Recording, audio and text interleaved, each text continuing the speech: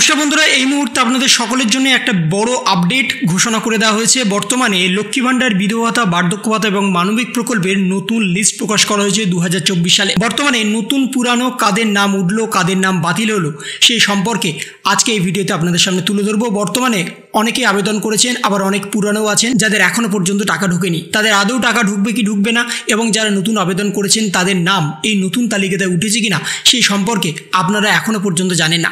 বর্তমানে আপনারা বারংবার আবেদন করেছেন, কিন্তু তার সত্ত্বেও এখনো পর্যন্ত ব্যাংকে অ্যাকাউন্টে আপনাদের একটা টাকাও আসেনি। তাহলে কবে টাকা আসবে, কিভাবে টাকা আসবে, এবং যদি টাকা আসে তাহলে কোন মোডে আপনাদের টাকা আসবে, ক্যাশে আসবে, ব্যাংক অ্যাকাউন্টে আসবে, নাকি আপনাদের পোস্ট অফিসের মাধ্যমে আসবে, সেই সম্পর্কেও বিস্তারিতভাবে বলা হয়েছে। এবং তার সাথে কাদের কাদের নাম উঠেছে এবং কাদের কাদের নাম ওঠেনি আপনারা কিন্তু বাড়িতে বসে নিজেদের ল্যাপটপ বা মোবাইলের মাধ্যমে চেক করতে পারবেন। তার জন্য আমাদের প্রথমেই চলে আসতে হবে ন্যাশনাল সোশ্যাল অ্যাসিস্ট্যান্ট প্রোগ্রাম, যার ওয়েবসাইট আমি নিচে ডিসক্রিপশানে দিয়ে দেবো। আপনারা কিন্তু চাইলে সেখান থেকে লিঙ্কে গিয়ে ক্লিক করে ডিরেক্টলি এই ওয়েবসাইটে চলে আসতে পারেন, বা বলতে পারেন nsap.nic.in। এই ওয়েবসাইটে আসার পরে আপনাকে সোজাসুজি রিপোর্টে ক্লিক করতে হবে। রিপোর্টে ক্লিক করার পরে আপনাদের সামনে একটা ড্যাশবোর্ড চলে আসবে। সেখান থেকে আপনাদের স্টেট ড্যাশবোর্ডে ক্লিক করতে হবে। স্টেট ড্যাশবোর্ডে ক্লিক করার পরে এখান থেকে আপনাদের স্টেট সিলেক্ট করতে হবে। স্টেট সিলেক্ট করার পরে আপনি কোন স্কিমে টাকা পাবেন সেটা আপনাকে দেখে নিতে হবে। যদি আপনারা বয়স্ক ভাতা বা বার্ধক্য ভাতার জন্য অ্যাপ্লাই করতে চান তাহলে প্রথমেরটা, যদি আপনারা মানবিক প্রকল্পের রিপোর্ট দেখতে চান তাহলে সেকেন্ডটা, যদি আপনারা বিধবা ভাতার জন্য আবেদন করে থাকেন তাহলে আপনাকে থার্ডটা সিলেক্ট করতে হবে।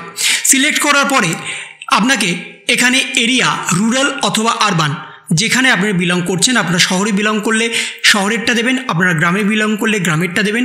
তারপরে এখানে যে কোডটা আছে সেই কোডটা এখানে আপনাকে পুট করতে হবে। তারপরে এখানে আপনাকে সাবমিট করতে হবে। সাবমিট করার পরে একটু নিচে আপনাকে আসতে হবে। তারপরে এখান থেকে আপনাকে ডিস্ট্রিক্ট সিলেক্ট করতে হবে। আমি এখান থেকে দক্ষিণ 24 পরগনা সিলেক্ট করছি। দক্ষিণ 24 পরগনা সিলেক্ট করার পরে আপনার সামনে আর একটা উইন্ডো খুলে যাবে। সেখান থেকে আপনাকে একটু নিচে আসতে হবে। এখান থেকে আপনাদের সাব ডিভিশন অথবা মিউনিসিপ্যালিটির সিলেক্ট করতে হবে।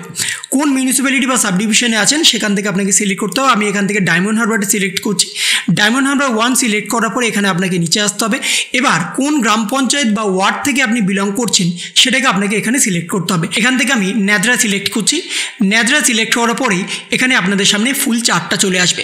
ন্যাদরা ব্লকের আন্ডারে কারা কারা বর্তমানে টাকা পাবেন এবং কারা কারা বর্তমানে টাকা পেয়েছেন এবং কি মোডের মাধ্যমে আপনাদের টাকা দেওয়া হবে সেই সম্পর্কে বিস্তারিতভাবে এখানে বলে দেওয়া হয়েছে। বেনিফিশিয়ারি নাম, বেনিফিশিয়ারির ফাদার নেম অথবা হাজব্যান্ড নেম, তার বয়স কত, কোন স্কিমের আন্ডারে তিনি টাকা পাচ্ছেন, ডিস্ট্রিবিউশন মোড অর্থাৎ কোন মোডের মাধ্যমে তিনি টাকা পাচ্ছেন, এবং তার নাম রেজিস্টার হয়েছে কিনা সেই সম্পর্কেও বিস্তারিত এখানে বলে দেওয়া হয়েছে। এবং তার সাথে সেকশন অর্ডার নাম্বার অর্থাৎ বিধবা ভাতা, বার্ধক্য ভাতা বা মানবিক প্রকল্পের যে আইডি, সেই আইডিটাও কিন্তু এখানে দিয়ে দেওয়া হয়েছে। আপনারা চাইলে দেখে নিতে পারবেন এবং এখান থেকে দেখতেই পাবেন এখানে আপনাদের নাম আছে কি নেই। বর্তমানে এখানে যদি আপনার নাম থাকে তাহলে আপনারা টাকা পাবেন, যদি নাম না থাকে তাহলে কিন্তু আপনারা টাকা পাবেন না। তার জন্য যারা নতুন আবেদন করেছেন তাদের আরও ওয়েট করতে হবে।